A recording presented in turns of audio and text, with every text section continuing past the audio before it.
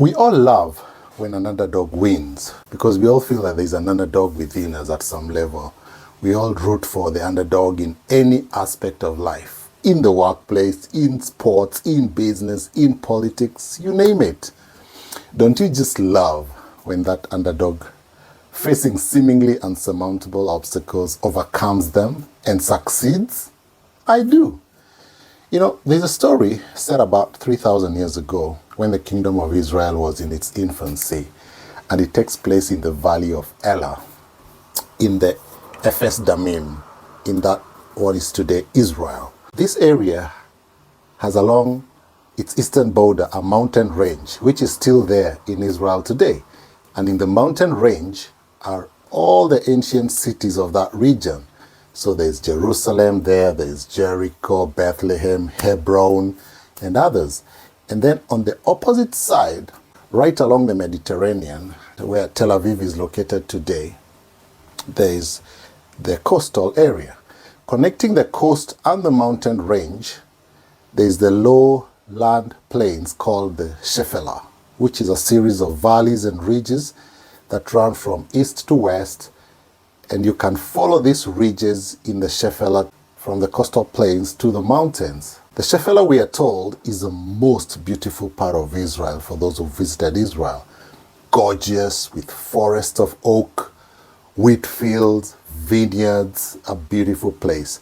But more importantly, throughout history, these plains had a strategic function, and it served as a means by which hostile armies on the coastal plain find their way up into the mountain, threatening those who live in the mountains. And 3,000 years ago, that's exactly what happens. The Philistines at the time, who are the biggest enemies of the kingdom of Israel, are living in the coastal plains. And they start to make their way through the valleys of the Shephelah up into the mountain. Because what they want to do is to occupy the highland areas right by Bethlehem and split the kingdom of Israel into two. The kingdom of Israel at the time is led by King Saul, and his intelligence unit catch wind of this pending attack. So King Saul preemptively brings his army down from the mountains, and he confronts the armies of the Philistines in the valley of Elah, which is one of the beautiful valleys of the Shephelah. So the Israelites dig in along the northern ridge, and the Philistines dig in along the southern ridge, and the two armies just sit there for weeks, staring at each other because there's a deadlock.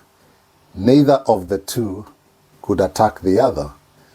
And this is because to attack the other side, you've got to come out of your safe zone. So each of them are in a raised area. Come out of your safe zone, down the valley, up the other side, so you're completely exposed. So to try and break the deadlock, what the Philistines would do is send their mightiest warrior down into the valley floor. And he was a big giant. He stood and shouted to the ranks of Israel, "Why do you come out and line up for battle? Am I not a Philistine? And are you not the servants of Saul? Choose a man and have him come down to me. If he's able to fight and kill me, we will become your subjects. But if I overcome him and kill him, you will become our subjects and serve us. This day I defy the armies of Israel. Give me a man and let us fight each other." So their mightiest warrior is this 6'9" giant. You know, he's outfitted from head to toe in this glittering bronze armor, and he's got a sword, he's got a spear, he's got a very heavy shield carried by what you'd call a shield bearer who walks ahead of him. He's absolutely terrifying. He's so terrifying that none of the Israel soldiers want to fight him. To fight this man seems like a death wish. No one thinks they can challenge this man to a one-on-one fight. And this goes on for 40 days and 40 nights. Every morning, every evening, this guy would come and challenge the armies of Israel Finally, the only person who comes forward is this young shepherd boy. And he goes to King Saul and he says, I'll go fight the giant. And the King Saul says, no, you can't. You can't fight that giant. It's ridiculous. Can't you see he's an experienced and mighty warrior? And you're just a boy, a shepherd boy. But the shepherd is adamant. He says, no, no, no, no, you don't understand. I have been defending my father's flock against lions and bears for years. I think I can do it. And King Saul has no choice because so far, no one else in the whole army has come forward. So he says, all right. He turns to the boy and says, but you've got to wear this armor. So he brings his armor out because you can't go as you are. So the shepherd boy is trying this armor and the boy says, he tries to walk with it, says, no, this won't work. Actually, the biblical language says, I cannot wear this for I have not proved it, meaning I've never worn such an armor before. So shepherd boy steps out with no armor to what everyone thinks is a suicide mission. He reaches down to the ground, picks up 5 smooth stones, puts them in his shepherd bag, and starts to walk down the mountainside to meet the giant. And the giant sees a figure approaching, calls out, come to me, so I can feed your flesh to the birds of the heavens and the beasts of the field. He issues this kind of threats and taunts towards this person who's coming to fight him. And he can't see him clearly. So the shepherd boy draws closer and closer. And the giant is there waiting, And for the first time, he looks and sees that it's just a young man. It's a young boy with his shepherd rod and a bag strapped to his side. No other weapon. And the shepherd boy is no coward. So the shepherd boy says, you come against me with a sword and spear and javelin, but I come against you in the name of the Lord Almighty. The giant looks at the boy, and with no visible weapons, he feels insulted. He asks, am I a dog that you come at me with sticks? And the Philistine curses the young man by his gods. Come here, he said, and I'll give your flesh to the birds and the wild animals. So the boy takes 1 stone from his pocket, puts it in his sling, swings it around and round and round and lets it fly. And it hits the giant right between his eyes, right there, most vulnerable spot. And the giant falls down, either dead or unconscious. The shepherd boy runs, takes the giant's own sword, finishes him off, cuts off his head, and in just that one move, it's like a movie everyone is watching. In this just one move, the 40-day battle is over. When the Philistine army say this, they turn and just run for their lives, And of course, the victory goes to the shepherd boy and the armies of Israel. The shepherd boy is David and the giant is Goliath. This is the famous story from the Bible about an underdog winning. So, what lessons can we learn from this amazing story? David has faith in God and he knows that the God of Israel is on his side in this battle against the Philistines. The first lesson that we can draw here, and what I've been thinking of a lot, is that underdogs have nothing to lose. David the shepherd boy is unknown, He's a young man, he's a shepherd, which was a lowly career. It's not what people aspire to be. It was one of those careers people did as they wait for something better, for a real job. Those careers? Yeah. So he's young, he's unknown, no reputation to lose or maintain, and he's traveling light. He's not carrying anything much. No one thinks much of him. He's an underdog. People underestimate him, but he has a lot of unseen advantages that people will soon discover. And that is how life is. Let's say for those who are starting out in business or in a career or tired of what your life has been and you're moving in a new direction of growth, people underestimate you. Even you yourself may see all the disadvantages that you have But that's the wrong focus. Always focus on your strength. Take stock of the strengths you have that you can leverage in your new venture, skills that you have acquired and polished over the years. You know, we never think of all these skills that we have. We just look at our disadvantages, and that discourages us, and you find that you're having doubts. You may not have the cash or that big office space or what people call authority in that field. But on the other hand, you are light on your feet, you can adapt quickly, you can be very precise and focused in your strategies and actions. And you can make great strides and disrupt the market to your advantage. Just like Goliath, the giant in your industry, may seem intimidating with all their armor and might.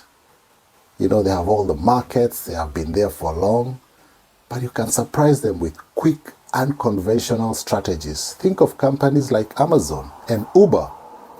What they've done in a relatively short time is disrupt their marketplaces with innovation, and many giants have fallen off. Of course, someone today can say Amazon has now become a giant, which means another small player can come and upset the market again with another innovation. But your disadvantage are actually advantages that, used properly, can propel you into success. So use your underdog status to your advantage. That's number one. Lesson number two is underdogs turn you can't into fuel to win. Has anyone ever told you the two most deflating words? You can't. You can't do that. You can't get that deal. You can't enter that market. You can't be hired in that company. When the shepherd boy David approached King Saul and offered to fight the giant, King Saul looked at him and said, "No, boy, you can't. You're just a kid. And Goliath is an experienced warrior. No way." But that only fueled David's determination. David has faith in God, and he knows that the God of Israel is on his side in this battle against the Philistines. Even David's older brothers didn't want him there in the battlefront. You know, they wanted him to go back to look after the sheep. They implied that, you know, the battle is a place for men, not for boys, despite the fact that they have been hiding from Goliath for 40 days and 40 nights. But all this discouragement, all these you can'ts, what do they do to David? They just fuel his determination. Have you noticed that in life, it could be in the workplace, in business, or online on social media space, people are hiding and dodging responsibility and not doing what they should be doing. And yet, these same people are the first ones to discourage you. We have so many of them on social media. Some call them haters and keyboard warriors and critics. They wait for you to start something, and then they have all these negative opinions why it won't work. But when you try to look at what they themselves are doing, when you try to check their sites or their backgrounds, you find that there's nothing they show for all the noise they make, you know. So learn to ignore distractors, like David ignored his older brothers. If he had listened to his brothers and gone back home discouraged, the opportunity would have passed him by. That victory would not have been his. Today would not be having that story of David and Goliath. So do not let the haters stop you. Let their "you can't" fuel and propel you forward. I remember back in 2012, when I was a sales manager in a private company where we were selling IT solutions, and there was this large government project in my home country that was in the pipeline, and my bosses knew about it and they were keen on us winning it. But because I was relatively young, I could tell from interaction with my bosses that they were doubting my capability to close such a major deal. What they didn't know is that I was very determined. I had a lot of time on my hands, I was light on my feet, and so I used all my sales tactics, all the training I'd gotten as a salesperson, and together with another sales colleague, we mapped out the entire account and ensured we got to meet all the decision makers. We got a lot of information about the project. By the time the tenders were published, we were well prepared. We had put in all our effort and gotten a lot of information. So we put in a very strong bid, and the outcome was amazing. Out of 22 sites, we won 15 of them. Deals to the tune of $600,000. The sales commissions were amazing. That's when I realized the power of a sales career. I think to this day, it's one of the best careers to help you grow your skills, grow your income. Yes, sales job can be quite stressful when things are not going your way or the market has a downturn, but you grow as a person in mindset, in skill set, and you can make some crazy earnings. So I had to prove my bosses wrong, and that's what fueled my determination until when we brought in the results. After that, I saw a renewed sense of respect. And whenever I said I was following up a deal, no one ever doubted me anymore. So no matter where you find yourself as an underdog, be it in business or in your career, or while trying to sharpen your skill set or mindset, you need to use the power of you can't. When people tell you you can't, as fuel to propel you further. People will always discourage you or write you off. Use this to prove to the naysayers that you can do it. Prove them wrong. Overachieve and show them what you are capable of. In the Bible, God has always sided with the underdog, the disadvantaged. He gives them victory to confound the proud and the wise. So don't let the statement, you can't, paralyze you. Rather, use it as rocket fuel to propel you into outer space. Always tell yourself, yes, I can. That's the second lesson. The third lesson is that underdogs that win spend hours practicing in private. As human beings, we all want to win and be celebrated in front of the camera, but few of us want to pay the price of pain, dedication, loneliness, fatigue, all this price that's needed to privately sharpen our skill set, mindsets, and prepare us for when that opportunity comes.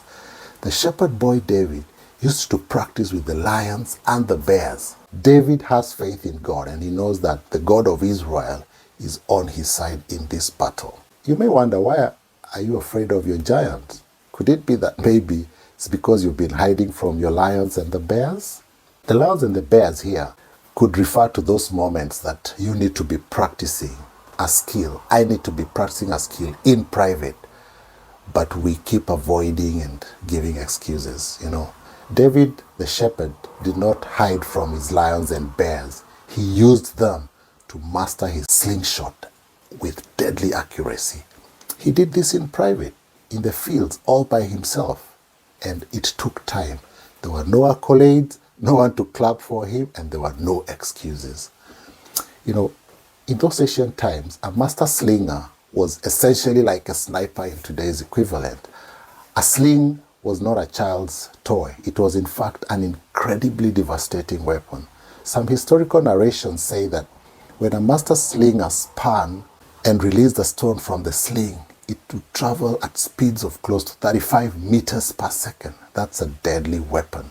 The calculations on the ballistics of the stone fired from David's sling can roughly be equated to a 45 millimeter handgun.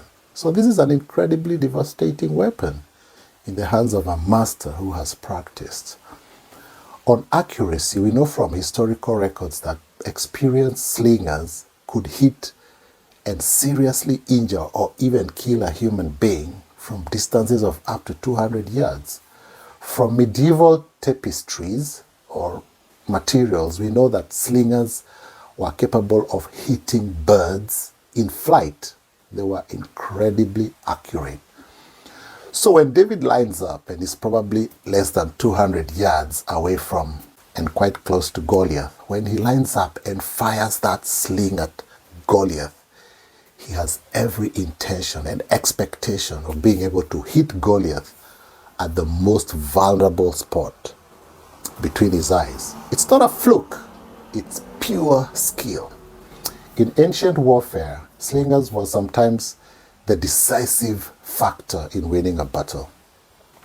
The lesson here is that although we look at David as an underdog, it's more out of the fact that we don't know what he has invested in his skill. David has faith in God, and he knows that the God of Israel is on his side. He did not step out to meet Goliath with a half-baked skill, poorly practiced maneuver. He had polished his skill. He is carrying a deadly weapon that looks very ordinary, meaning that an ordinary tool in the hands of a master is a deadly force.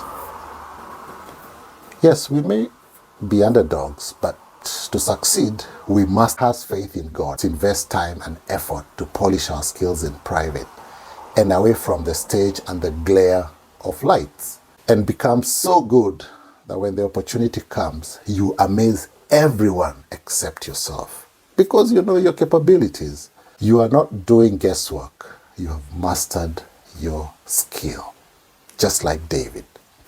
A lot of people want the cheers and accolades, but don't have the discipline to polish their skills in private.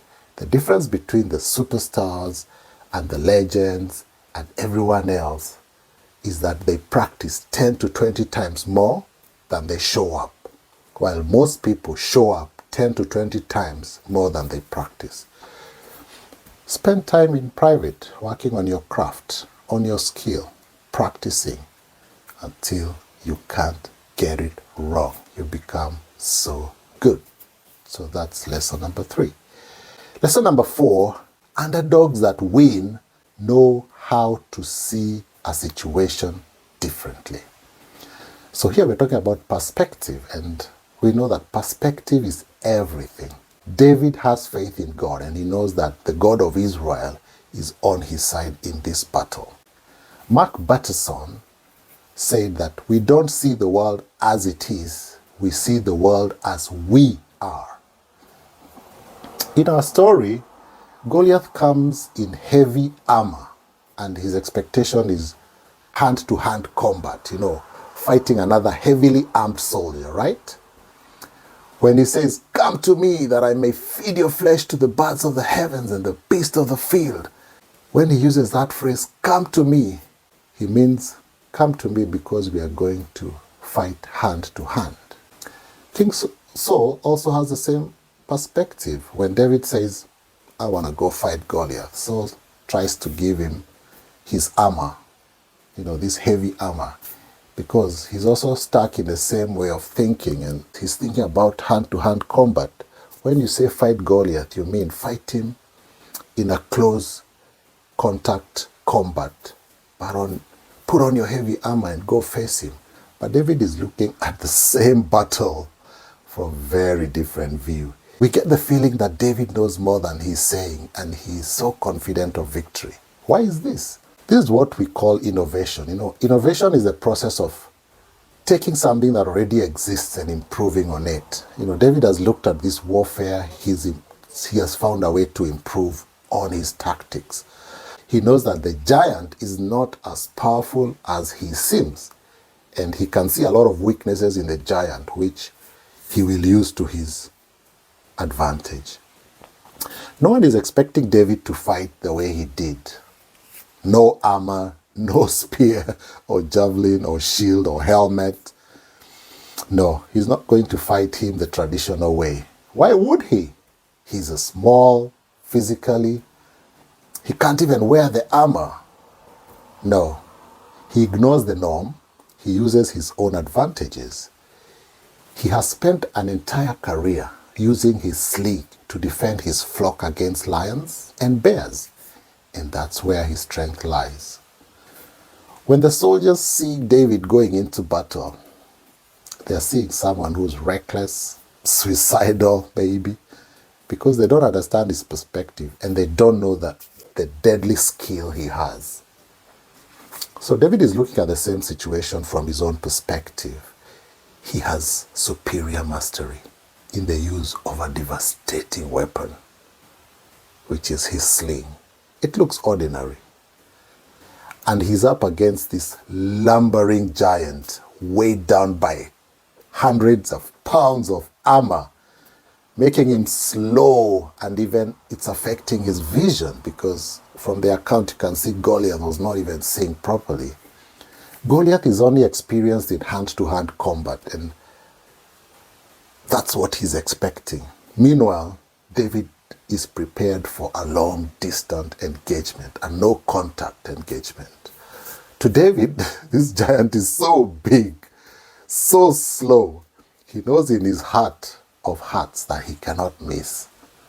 Basically, Goliath is a sitting duck for a skilled slinger like David.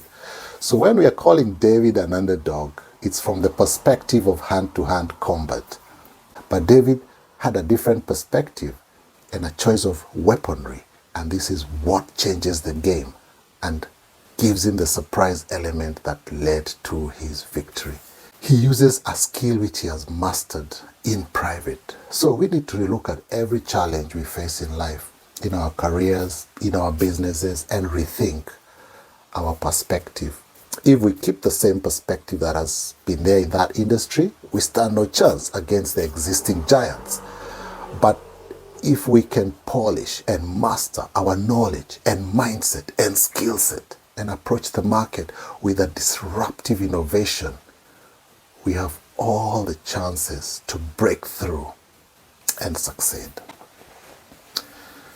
So, in conclusion, what we can say is that in the Bible, God has always sided with the underdog, the disadvantaged. He gives them victory to confound the proud and the wise. These are the 4 lessons that we can get from the 3,000-year story. Number 1, underdogs have nothing to lose.